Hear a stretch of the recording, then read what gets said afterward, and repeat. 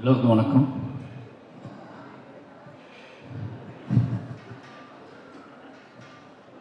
ரொம்ப நன்றி. முதல்ல பத்திரிகை நண்பர்களுக்கும் மீடியா அத்தனை நண்பர்களுக்கும் ரொம்ப நன்றி. ஏன்னா எனக்கு ரொம்ப ஆச்சரியமாக இருந்துச்சு. இந்த விழா நடந்ததுலேருந்து தொடங்கினதுலேருந்து எல்லாருமே வேக வேகமாக பேசிட்டு போயிட்டாங்க. அதுக்கு ஒரே ரீசன் என்ன அப்படின்னா, அந்த படத்தை பற்றி தமிழ் சமூகம் தேவையான அளவு அதிகமான அளவே பேசிட்டாங்க அப்படிங்கிற ஒரு நம்பிக்கையில் தான் அவ்வளோ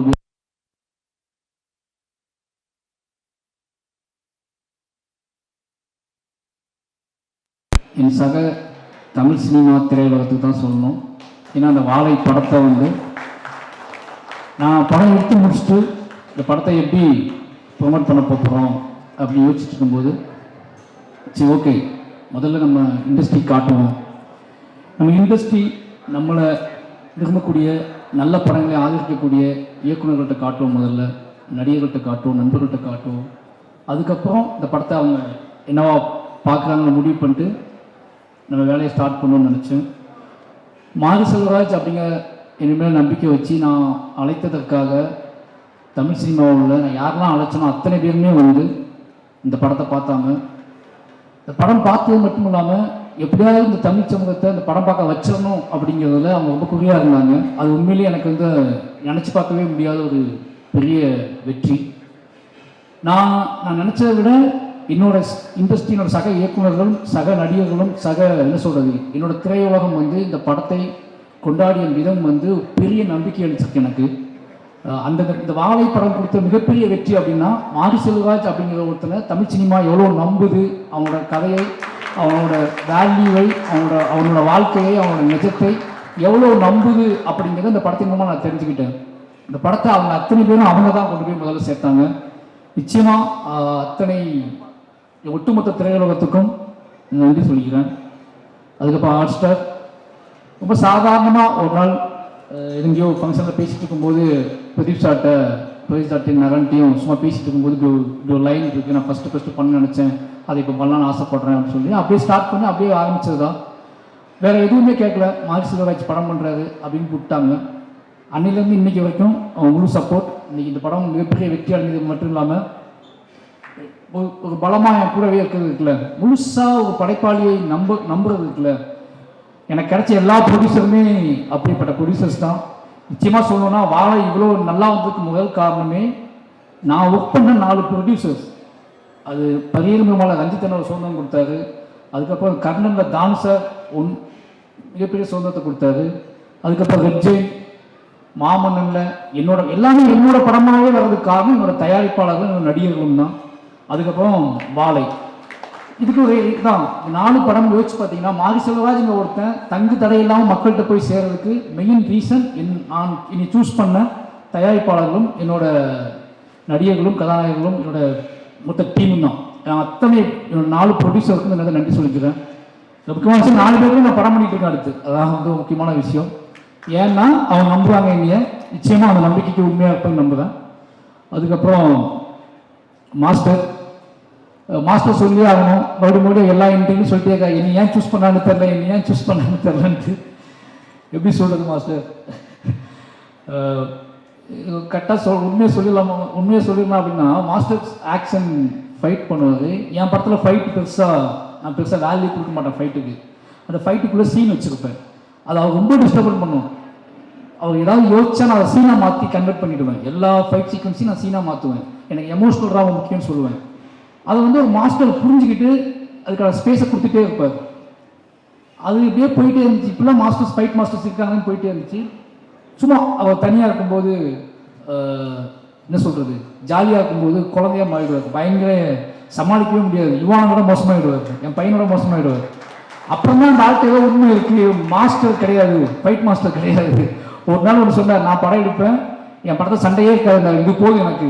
ஒரு மாஸ்டர் நான் படம் எடுப்பேன், அதை சண்டையே இருக்கான்னு சொல்கிறாருல, அப்போ அதனால நம்பலாம் அப்படின்னு முடிவு பண்ணிட்டேன். நம்மளுக்கு அப்புறம் தான் நான் வாழை காமிச்சேன். வாழை படம் பார்த்துட்டு அடுத்த செகண்டே ஒரு 1 hour எதுவுமே பேசலை, அப்படியே இருந்தார். நான் வாங்கிக்கிறேன் அப்படின்னு, நானும் கூட சேர்ந்து பண்ணுறேன் அப்படின்னாரு. சரின்னு சொல்லிட்டு அன்றைக்கி ஸ்டார்ட் பண்ண நம்பிக்கை தான் இன்றைக்கி வரைக்கும். என்ன பண்ணுறீங்க எதுவுமே கேட்கல, ஆன் தி வே போயிட்டு 2 பேத்துக்குள்ள அண்டர்ஸ்டாண்டிங் ட்ராவல் ஆகுது. நிச்சயமாக ஒரு நல்ல படம் மட்டும்தான் நமக்கு நிறைய நம்பிக்கைகளை, நிறைய நண்பர்களை ஏற்படுத்தி கொடுக்குது அப்படிங்கிற ஒரு பெரிய சந்தோஷம். இன்னொரு இந்த வாழை வந்து இது வரைக்கும் நல்ல மாஸ்டராக எனக்கு இருந்த மாஸ்டர், ஒரு நல்ல நண்பனா, ஒரு நல்ல அண்ணனா தம்பியான்னு தெரியும், அவருக்கு முடி நிறைக்கவே நினச்சிருக்கு. அதனால் நல்ல நண்பன் தான், நல்ல நண்பனை கிடச்சிருக்கு. ரொம்ப நன்றி மாஸ்டர். அதுக்கப்புறம் ரெட் ஜெயிண்ட், நீங்கள் நான் என்ன தைரியத்தில் வந்து இந்த படத்தை நான் ரிலீஸ் பண்ணுறேன்னு சொன்னேன் அப்படின்னா, ரெட் ஜெயிண்ட் இருக்காங்க பார்த்துக்குவாங்க அப்படின்னு சொல்லிட்டு தான். ஏன்னா மாமன் நான் பண்ணும்போது நான் சொல்லிட்டேன், என்ன படம் எடுத்து வந்தாலும் வந்துக்கலாம்னு சொல்லிட்டு, அதே மாதிரி அதை புரிஞ்சுக்கிட்டு வாழையை எடுத்துகிட்டு போனேன். ரொம்ப பயமாக தான் இருந்துச்சு. ஏன்னா அந்த biggest main stream production company அது. அதுவும் பிக்கெஸ்ட் மெயின் ஸ்ட்ரீமாகவே ஒரு படத்தை ஒரு படத்தோட வெற்றியை படம் பார்த்துட்டு 15 நிமிஷத்துக்கு சொல்லக்கூடிய ஆள் வந்து செல்வமூர்த்தி சார். படம் பார்த்துட்டு வெளியே வந்து படம் ஃபுல்லாக பார்த்துட்டாரு. அதான் பெரிய விஷயம். படம் ஃபுல்லாக பார்த்தா அப்போ வந்து பெருசாக ஃபைனல் சவுண்டுக்குள்ள எதுவுமே இல்லை. அப்படி பார்த்து முடிச்சுட்டு, சார் நல்ல படம் சார், உங்களுக்கு நல்ல பேர் கிடைக்கும் சார், எப்படி கலெக்ட் பண்ணணும்னு எனக்கு தெரில அப்படின்னாரு. அது எனக்கு போதும், எனக்கு நல்ல பேர் கிடைக்கும்னு சொன்னார்ல, அது எனக்கு போதும்னு தோணுச்சு. அதுக்கப்புறம் கொஞ்ச நாள் கழித்து சொன்னார், சார் நீங்களே ரிலீஸ் பண்ணிவிடுங்க சார், பயப்படாதீங்க, நீங்களே பண்ணிவிடுங்க, உங்கள் ப்ரொடக்ஷன்லேயே பண்ணிவிடுங்க, நான் டிஸ்ட்ரிபியூட் பண்ணி தந்துடுறேன். என்ன ஏதாவது ஒரு படம் ஓடணும்னா கூட பயப்படாதீங்க, ஒரு நல்ல பேர், உங்களுக்கு சம்பளம் கம்மின்னு நினச்சிக்கோங்க, ஆனால் நீங்கள் தான் பண்ணணும், உங்கள் பேரில் பண்ணணும்னு சொன்னார். ரொம்ப நன்றி சார். நீங்கள் அந்த உங்களுக்கு பேர் கிடைக்கும் நீங்கள் பண்ணுங்கன்னு சொன்னது இருக்குல்ல, ஒரு படம் ஒருவேளை மெயின் ஸ்ட்ரீமாக கலெக்ட் பண்ணலாம் அப்படின்னா விடுங்க, அவங்க அடுத்த படத்தில் பார்த்துக்கலான்னு முடிவு பண்ணி பண்ணுங்கன்னு சொன்னார். ரொம்ப நன்றி சார் அந்த நம்பிக்கைக்கு. அதில் இருந்தால் நம்மளே பண்ணலான்னு சொல்லிட்டு இறங்கணும். இந்த 3 பேரும் தான் முக்கியமான காரணம். 3 பேருமே முழுமையாக நம்பினாங்க. அதிலிருந்து அன்றைய நாள்லேருந்து இப்போ வரைக்கும் அவங்க தேட்டர் எனக்கு கொடுத்ததும் சரி, ஒவ்வொரு நாளும் எனக்கு ஃபோன் பண்ணி பேசுனதும் சரி, இப்போது இந்த ஃபங்க்ஷன் வரைக்குமே என் கூட நிற்கிற ரெட் ஜெயினில் அர்ஜுனுக்கும் மூர்த்தி சாருக்கும் ராஜா மொத்த டீமுக்குமே ரொம்ப நன்றி. அதுக்கப்புறம் என்னோடய டீம், என்னுடைய மொத்த டீம், என்னோடய எடிட்டர், கேமராமேன், ஆர்ட் டைரக்டர், இவங்கெல்லாம் தொடர்ந்து என் கூடவே இருக்கா அப்படின்னால அவங்க பற்றி எதுவும் பேசணும் அவசியம் இல்லை.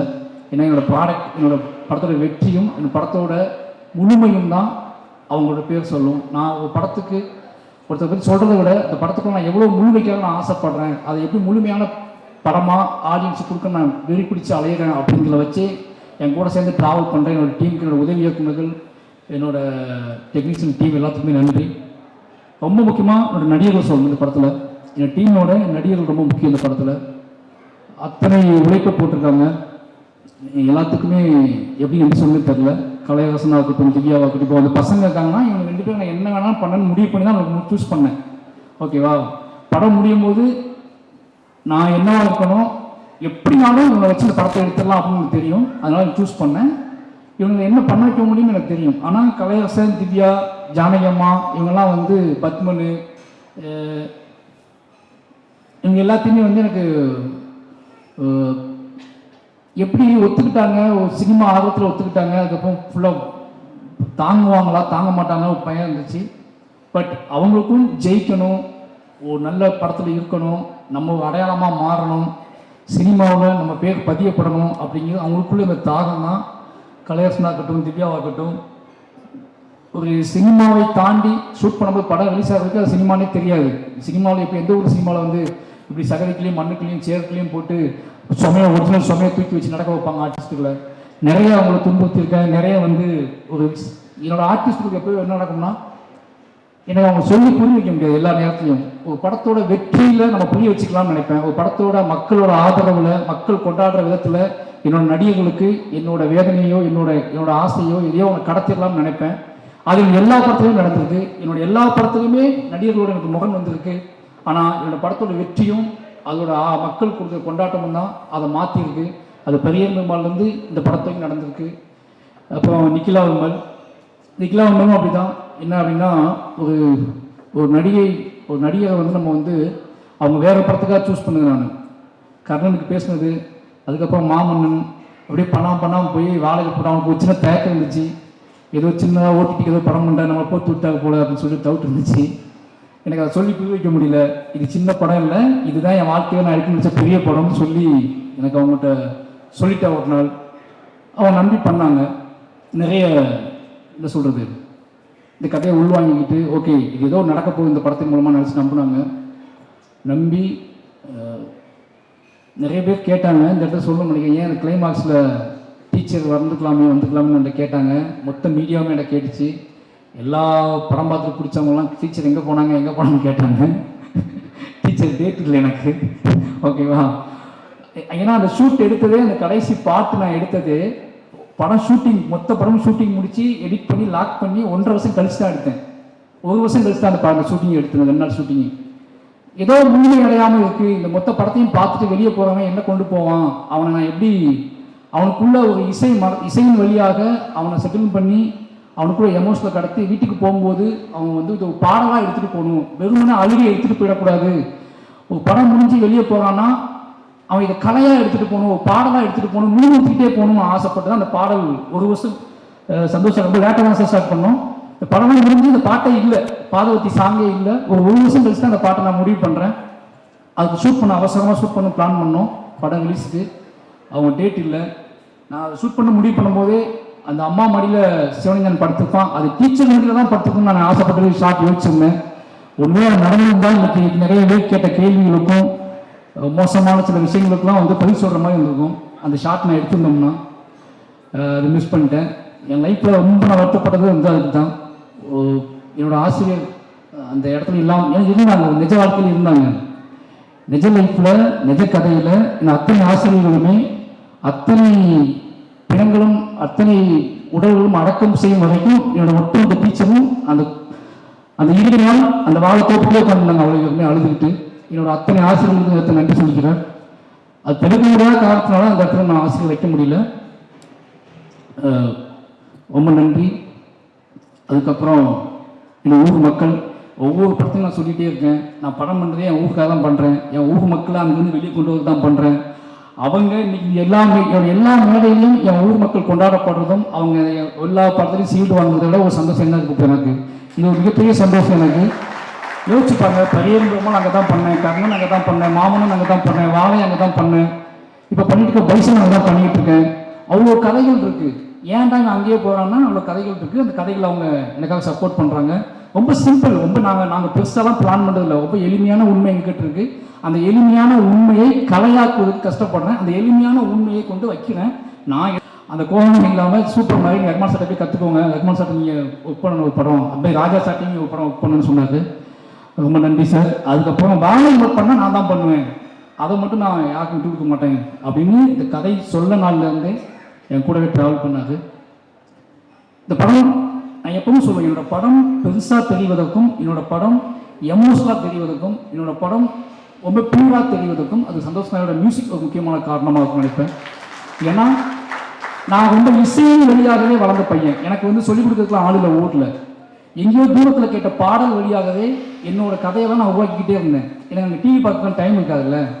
அப்புறம் காட்டில் பாட்டு கேட்டுகிட்டே இருப்பேன். அந்த பாட்டு வழியாக தான் என்னோட காதலை, என்னோட கஷ்டத்தை, என்னோட அண்ணன் தம்பி பாசத்தை, இது எல்லாமே பாட்டை வச்சு நான் யோசிச்சுட்டே இருப்பேன்.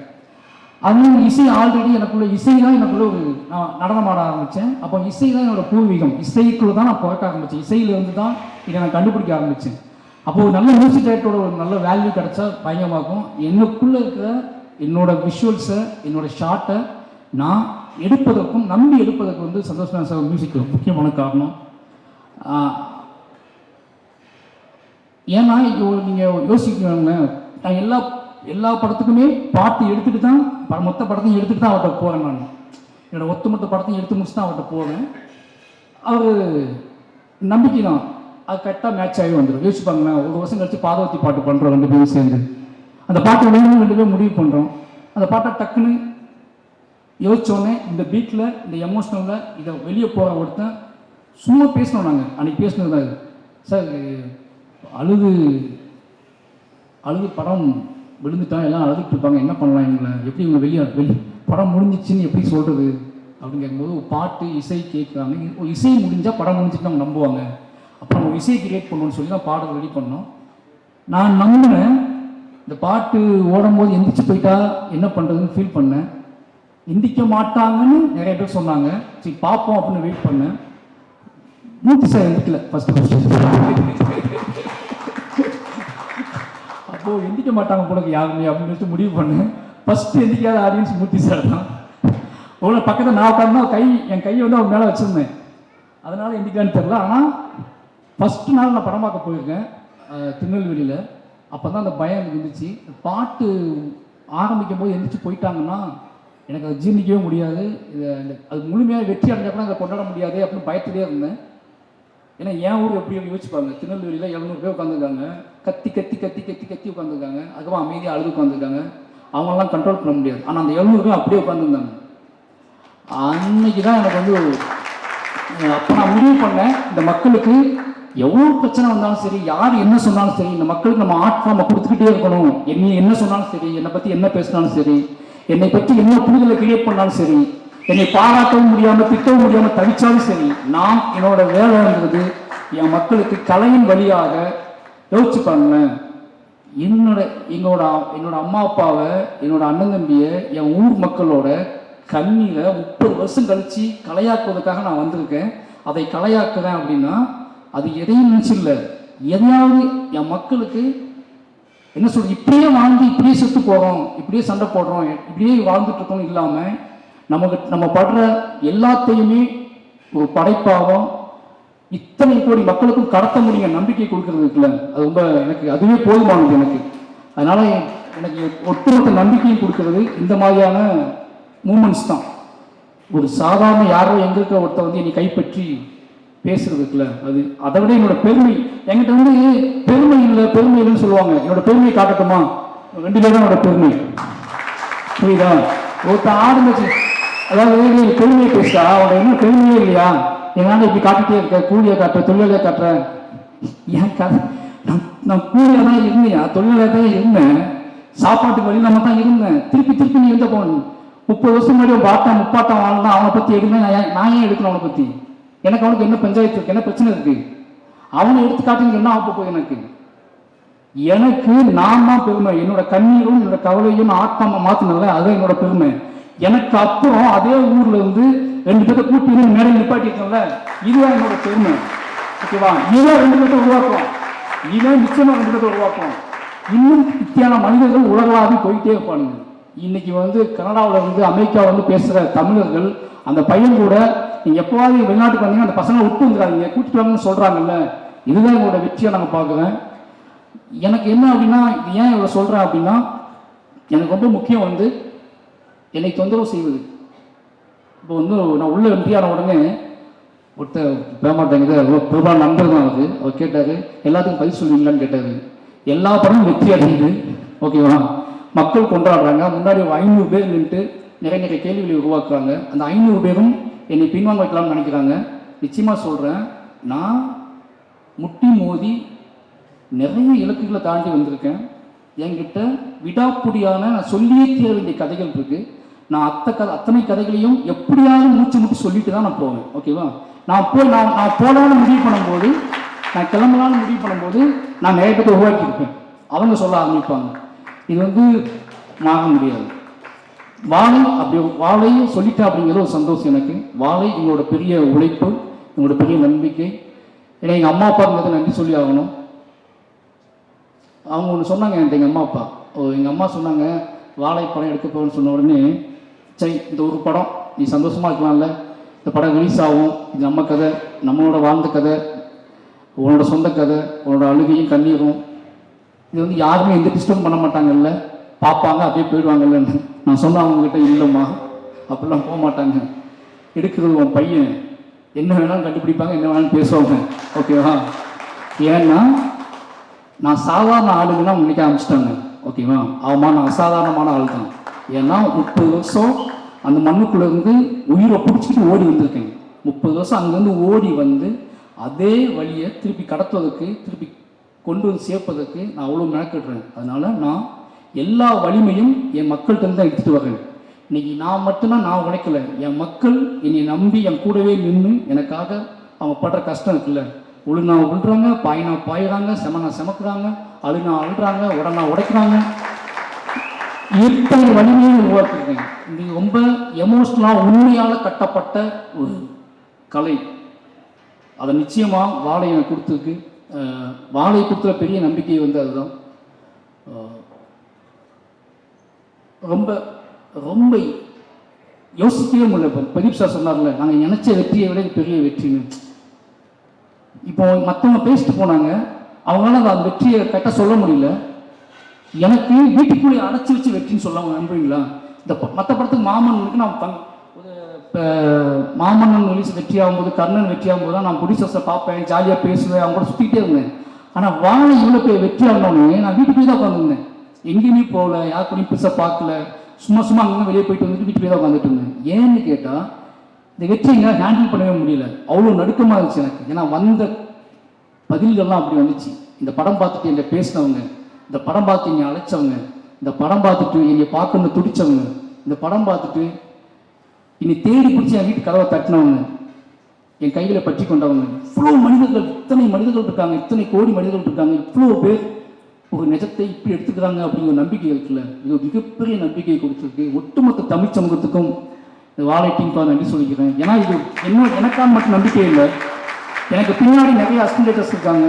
குட்டி குட்டியாக அவங்க தன்னோட கதையை வச்சுக்கிட்டு சினிமா பார்த்து சினிமா பண்ணாமல் தன்னோட கதையை, தன்னோட எமோஷனில் தனக்கும் தன்னோட அம்மாவுக்கும் நமக்கும் உள்ள உறவை, தன்னோட அப்பாவுக்கும் நமக்கும் உள்ள உறவை, நான் வாழ்ந்த சமூகத்துக்கும் நமக்குள்ள உறவையே கதை பண்ணலாம் அப்படிங்கிற நம்பிக்கையை இப்போ இவர் சொன்னார்ல திங்மிஸ் சந்தோஷ், என்கிட்டையும் ஏன் வாழை கதை கேளுங்க அப்படின்னு டைரக்டர் சொல்கிறாங்க. என்கிட்டையும் வாழை இருக்குங்க, என்கிட்டையும் வாழை இருக்குது அப்படிங்கிறது வாழை இல்லை, எங்கிட்டையும் இத்தனை பியூராக உண்மையாக கதை இருக்குது அப்படிங்கிறது அதோட மீனிங். அப்படி எல்லாரும் பேச ஆரம்பிச்சிருக்காங்க அப்படிங்கிறது ஒரு மிகப்பெரிய சந்தோஷம். முக்கியமான சொல்ல வேண்டிய விஷயம் ஒன்றே தான் இதை சொல்கிறேன். நான் வாழை சம்பந்தமான மற்ற கேள்விக்கு நான் பதில் சொல்ல விரும்பலை. ஆனால் ஒரு விஷயம் சொல்ல விரும்புகிறேன் இந்த நேரத்தில். என்ன அப்படின்னா, நிறைய பேர் வாழை சம்பந்தமாக இல்லை நாங்கள் எங்களை காட்டலை, எங்களை மிஸ் பண்ணிட்ட இயக்குனர் அப்படின்னு சொன்னாங்க. அப்படிலாம் ஒன்றும் இல்லைங்க. இந்த படம் எனக்கும் அந்த நாளுக்குமான கதை. சின்ன வயசில் எனக்கும் அந்த டே, பர்டிகுலர் டே, எனக்கும் எங்கள் அம்மாவுக்குமான கதையாக தான் அந்த படத்தை நான் சூஸ் பண்ணேன். எனக்கு அங்கே நடந்த சம்பவம் தெரியாது, நாங்கள் ஓடலை, நாங்கள் குதிக்கலை. ஆனால் இந்த படத்தை பதிவு பண்ணது மூலமாக இஸ்லாமிய தோழர்கள் தான் இந்த படத்தை, இந்த மக்களை காப்பாற்றினாங்க. உண்மை வெளியே இருக்குல்ல, அது எனக்கு போதுமானது. அந்த உண்மையை நான் இப்போ சொல்கிறேன். ஏன்னா அன்னைக்கு நடந்தப்போ இஸ்லாமிய தோழர்கள் காப்பாற்றினாங்க. ஜாதி மதம் எதுவும் இல்லாமல் பக்கத்தில் உள்ள பேரூர், பேட்மா நகரம், இது எல்லாமே நான் சொல்லக்கூடாது, இன்னைக்கு ஒட்டுமொத்த மக்களும் சொல்கிறாங்கல்ல. எனக்கு அது ஒரு பெரிய சந்தோஷம். ஏன்னா அந்த கதை என்னோட முடிஞ்சு போயிடுச்சு. அது இன்னொரு கதை, காப்பாற்றியவர்களும் தப்பித்தவர்களும் சொல்லக்கூடிய கதை நம்ம இனியால் கேட்கவே முடியாது, உங்களால் கேட்கவே முடியாது. இதையே உங்களால் தாங்கிக்க முடியல. என்னோட எமோஷனில் மட்டுமே அவள் கதையாக படம் பண்ணியிருக்கேன். எனக்கும் எங்கள் அம்மாவுக்குமான உறவை மட்டும் நான் படம் பண்ணியிருக்கேன். அதையே நீங்கள் உங்களால் தாங்க முடியாமல் அவ்வளோ வெடிச்சிட்டிங்க நீங்கள் எல்லாருமே. அந்த சம்பவம் நடக்கும்போது காப்பாற்றினவங்களும் தப்பித்தவர்களும் உசுரில் துடிச்சிக்கிட்டு இருந்தவங்களும் அதை நான் கதையாக பண்ணேன் அப்படின்னா அது வேற. அப்படியே அந்த நாளில் 30 வருஷம் கழித்து ஒரு மேடை போட்டு அன்றைக்கி நன்றி சொன்னாங்களா என்னன்னு தெரியாது. 30 வருஷம் கழிச்சு இந்த மேடையில் என் ஊர் மக்களை வச்சுக்கிட்டே சொல்கிறேன், அன்றைக்கு மக்களை காப்பாற்றிய அத்தனை நண்பர்களுக்கும் நன்றி, அத்தனை இஸ்லாமிய நண்பர்களுக்கும் நன்றி, ஜாதி மதம் இல்லாமல் அத்தனை தமிழ் சமூக மக்களுக்கும் நன்றி. அந்த நன்றியையும் அதை சொல்வதற்காகத்தான் நாங்கள் கிளம்பி வந்தோம். அதை ஒரு படம் பண்ணியிருக்கேன். அந்த படத்தின் வழியாக இந்த படத்தோட வெற்றி தான் உங்களுக்கான நன்றி. இதை நான் பகிரங்கமாக சொல்கிறேன். அன்னைக்கு தப்பிச்சவங்களும் இந்த படத்தில் நடிச்சிருக்காங்க, அவங்க மூலமாகவும் உங்களுக்கு இந்த நன்றி சொல்லிக்கிறேன். கடைசியாக என்னோட மனைவி திவ்யா, ஒவ்வொரு கதை பண்ணும்போதும் இந்த படம் ரிலீஸ் ஆகும்போதும் இது என்ன மாதிரியான டிபேட் உருவாக்கும், யாரெல்லாம் என்னென்ன பேசுவாங்க அப்படின்னு ஒரு பயம் அவங்களுக்கு இருந்துகிட்டே இருக்கும். அது என்னோட தனிமையெல்லாம் அவங்களுக்கு பயம் கொடுக்கும். என்ன யோசிக்கிறான், என்ன பண்ணுறான், இது எப்படி ஹேண்டில் பண்ண போகிறான் அப்படின்னு சொல்லி நான் சொல்லுவேன். நான் மக்களை நம்புகிறேன். மக்கள் ஒரு பெரும்பான்மையான மக்கள் சத்தத்தில் இந்த குட்டி குட்டியான விஷயங்கள்லாம் மறைஞ்சு போயிடும், நீ வெயிட் பண்ணி சொல்லுவேன். அப்படி ஒவ்வொரு படத்துலையும் நடக்கும். அதுக்கப்புறம் அவங்க புரிஞ்சுக்குவாங்க. இன்னைக்கு வரைக்கும் நான் எந்த கதை சூஸ் பண்ணாலும், எந்த மாதிரியான என்னோடய ஒர்க்கிங் ஸ்டைலை மாற்றிக்கிட்டாலும், நான் வீட்டுக்கு போனாலும் சரி, போகலனாலும் சரி, கார்த்திகை பகலாக உழைச்சாலும் சரி, அதை புரிஞ்சுக்கிற ஒரு மனைவி கிடைக்கிறது பெரிய விஷயம். அப்படி இந்த படத்தோட ப்ரொடியூசராக ஆகி என்ன சொல்கிறது, என்னை ஃப்ரீயாக பேச விடுன்னு என்னை மேடையில் ஃப்ரீயாக பேச அனுமதின்னு சொன்னால் நான் கதை பேசுவேன்னு சொல்லி வந்து நன்றின்னு சொல்லிட்டு போயிட்டாங்க. நிறைய பேசுவேன்னு நினச்சேன், உன்னைய பேசலை. ஏன்னா அவங்க அவ்வளோ இந்த வெற்றியில், என்னோடய வெற்றியில் அவங்களுக்கு முக்கியமான ஒரு பங்கு இருக்குது. ஏன்னா அது சாதாரண விஷயம் இல்லை. என்னால் அது எப்படி சொல்கிறேன்னு தெரியல எனக்கு. ஒரு கலைஞனுக்கு தான் கூட வாழ்கிறவங்க, தன்னை காதலிக்கிறவங்க கொடுக்குற சுதந்திரம் இருக்குல்ல, அது ரொம்ப அலாதியானது. இந்த ஒட்டுமொத்த மாரி செல்வராஜ் அப்படிங்கிற ஒட்டுமொத்த வெற்றியோட பேர் எங்கே இருக்குன்னா, அது என் மனைவி கிட்ட தான் இருக்குது. அவங்களுக்கு ரொம்ப நன்றி சொல்லிக்கிறேன்.